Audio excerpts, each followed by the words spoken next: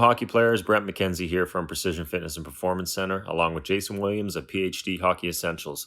This week in episode 2 of our Elgin Middlesex Chief Strength and Conditioning series, we continue our foundational exercise development with exercises for our Pee-wee aged athletes. Remember, the purpose of these videos is to emphasize foundational development with exercises you're able to do at home with minimal to no equipment.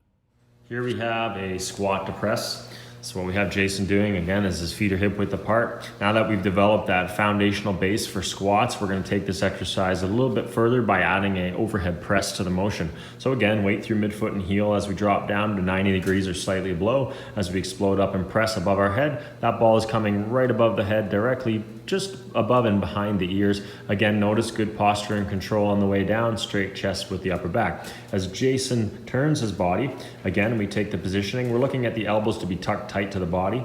From the ground up, we're looking at the feet and the toes pointing forward, again with those knees tracking straight. As we drop down, we're looking at depth, and we're also looking at a bit of the hip consistency here too. What are the hips doing? Is he dropping lower to one side? Is his, are his glutes sinking more into one particular area? So we're looking at little things as he moves through the motion. As he presses up through the body, we're looking for big, tall posture, nice overhead extension. As we get a little bit heavier with the weights, we're gonna wanna avoid a lockout, maybe a slight elbow bend above the body just to protect the joints that way.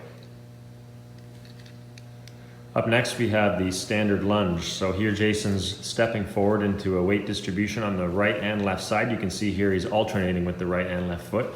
You can do this exercise stationary on one single leg by doing the same leg for a countless amount of reps and then transferring over. But with the alternating variation, we're looking as Jason drops down into that 90-degree angle. He's pushing the weight through the front, midfoot, and heel.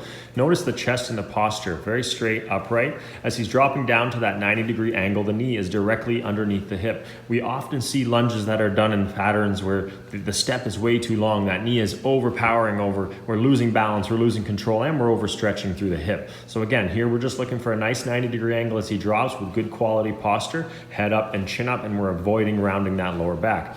As Jason transitions forward, from a strength coach perspective, what we're looking at here is midline of the body. What are his shoulders doing? Is he twisting? Is there any maneuverability throughout the hips that is forcing him into one particular direction? So here again, the weight distribution looks nice and controlled. The posture of the body is up, the shoulders are aligned, the head is up. And again, we're just looking for slow, controlled movements. When we hit the bottom of that lunge, make sure the knees are nice and straight, or as straight as you can keep them before pushing back up. If we're hitting the bottom of that lunge and those knees are all over the place, take about 1 or 2 seconds just to ensure we're stable before coming back to the top of the exercise. Here we have a lateral skater bound. Jason's powering through the outside of the legs, loading and driving his body sideways. So here our emphasis isn't necessarily on power to begin with. Our emphasis is on the quality and the control of the landings. As we're landing, we want to be soft, a nice soft footprint. So as we're sinking into that grass or that turf, we should barely hear our feet. Weight is through the midfoot and heel. And as we're landing, we're bending low into that knee. So we want to think a triple flexion, a triple extend. Triple flexion as we land, extend as we push off. Again, as we're landing, we're looking to make sure those knees are staying straight and we have control over our upper body. If you're bounding and exploding side to side explosively, but you find that you're falling over or losing your balance, you're better to lower and go less distance with the jump and control your landings. That's the key. Up next, we have the Zigzag Agility. Great exercise and drill for quick directional changes and cuts. So as Jason hits that cone, he's going with a cross-hand touch, loading the outside leg and pushing over with good posture. So as he's loading down deep in the leg, he's using that outside leg to push off, transfer, and change direction on as few amount of steps as possible, which also aids in increasing your first step quickness. Notice Jason is also doing a crossover step, which can be added directly into a sport-specific manner for hockey. Again, this drill can be used with many sports. We can do this exercise for time, or you can do it against a friend for repetitions.